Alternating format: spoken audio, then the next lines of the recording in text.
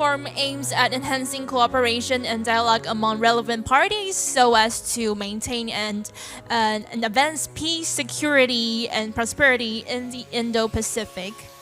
Following a 3-year hybrid format due to the COVID-19 pandemic, this year's forum has returned to a fully in-person format with prestigious foreign speakers engaging in discussions with Taiwanese officials, scholars, and experts.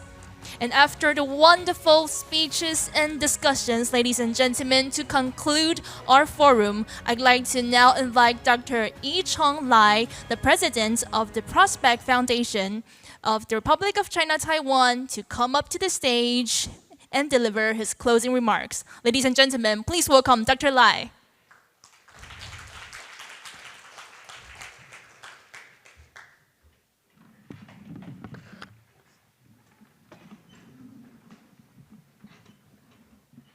Welcome.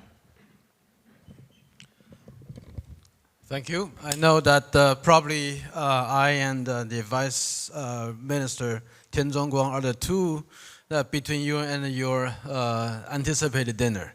So I just like to make it short. I think today's Catagalan Forum, and of course this is the first total in-person forum after the pandemic, which many of you probably will join with me about the rich discussion that we have about today. That the theme of this year's Catagalan Forum, you could see that is centered about the three main topics.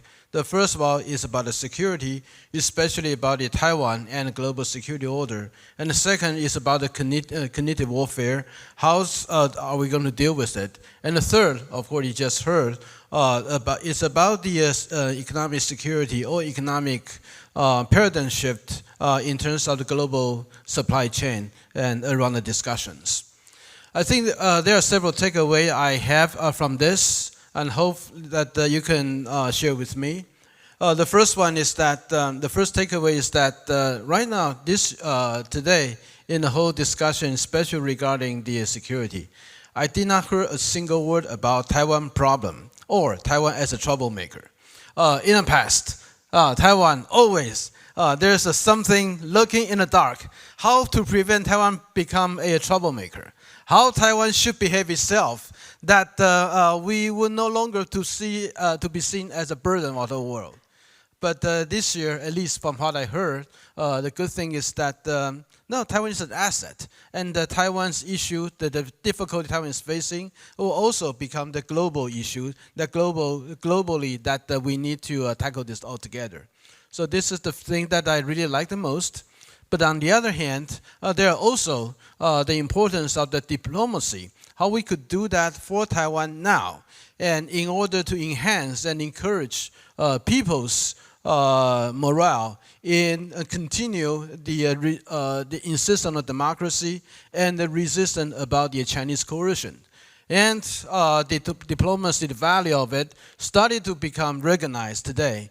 That while in the past, it was always considered as this is something of the Taiwanese people's their pride or dignity. They want to extend it at the expense of their global security. So I'm really glad that this year the discussions, the paradigm has shifted in different directions.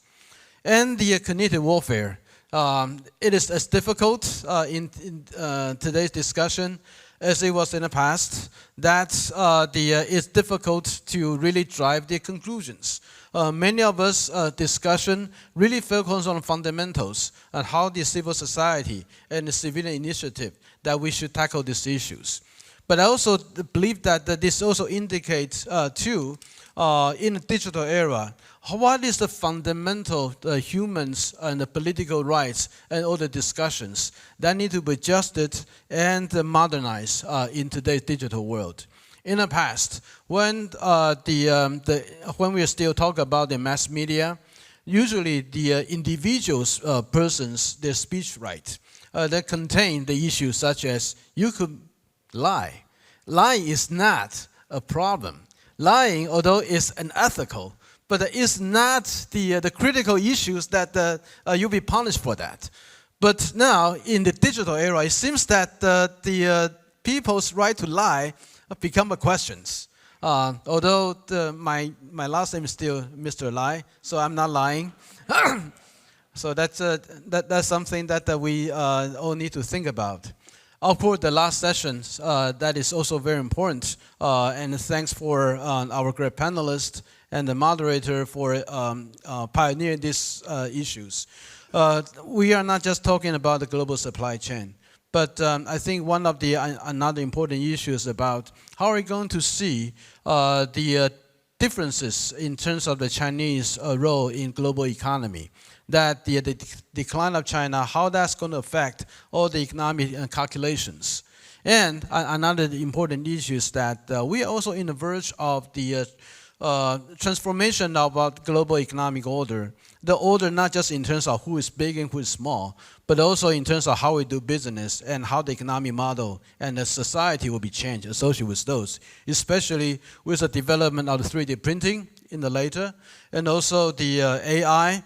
And just recently, there are two discussions. One of them is LK99. Should that the Korean friends intelligently so much progress about the development of the superconducting on the room temperature, that will fundamentally change everything, including what the development last year that people talk about the nuclear fusions. That will also shape the whole global the energy issues, because probably we only need 5 nuclear power plants rather than all those. Many of them they are concentrated in a different world that we are looking at it. So that I think today's discussions basically summing one word is that we are on the verge of transformation. The transformation in terms of the global economic order, transformation in terms of the global security order, and also transformation in terms of how we are going to see ourselves in the digital age. And of course, among those, the Taiwan stands in a very central in the vaccine, in those very vaccine issues.